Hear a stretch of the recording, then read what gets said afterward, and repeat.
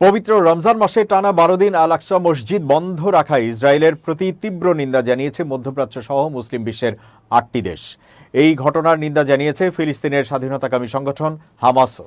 এক যৌথ বিবৃতিতে কাতার, জর্ডান, ইন্দোনেশিয়া, তুরস্ক, পাকিস্তান, সৌদি আরব, মিশর ও সংযুক্ত আরব আমিরাতের পররাষ্ট্রমন্ত্রীরা বলেন, জেরুজালেমে পুরনো শহর ও সেখানে অবস্থিত উপাসনালয়ে ফিলিস্তিনিদের প্রবেশে ইসরায়েলের আরোপিত নিষেধাজ্ঞা আন্তর্জাতিক মানবিক আইন এবং ধর্মীয় স্থানে অবাধ প্রবেশাধিকারের নীতির স্পষ্ট লঙ্ঘন।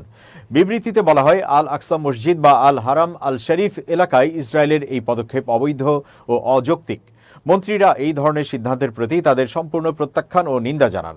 তারা আরও বলেন, দখলকৃত জেরুজালেম কিংবা সেখানকার ইসলামিক ও খ্রিস্টান ধর্মীয় স্থানের উপর ইসরায়েলের কোনো সার্বভৌমত্ব নেই।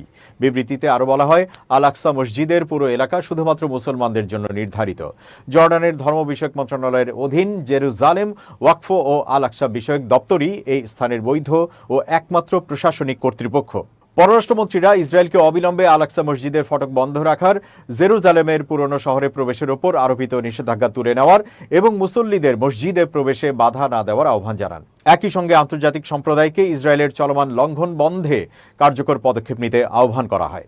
এদিকে ইসরায়েলি বাহিনী বলছে, ইরানের সঙ্গে চলমান যুদ্ধের কারণে নিরাপত্তাজনিত কারণ দেখিয়ে পুরনো শহরে প্রবেশ ও ইবাদতে কঠোর বিধিনিষেধ আরোপ করা হয়েছে। তবে ফিলিস্তিনের পররাষ্ট্র মন্ত্রণালয় বুধবার জানিয়েছে, আল আকসা মসজিদ বন্ধ রাখা ফিলিস্তিনিদের অধিকারের স্পষ্ট লঙ্ঘন। ফিলিস্তিনি বার্তা সংস্থা ওয়াফা এই তথ্য জানায়। ফিলিস্তিনের স্বাধীনতাকামী সংগঠন হামাসও এই ঘটনার নিন্দা জানিয়েছে। তারা বলছে, এটি ইতিহাসে একটি বিপজ্জনক নজির এবং ধর্মীয় স্বাধীনতার স্পষ্ট লঙ্ঘন।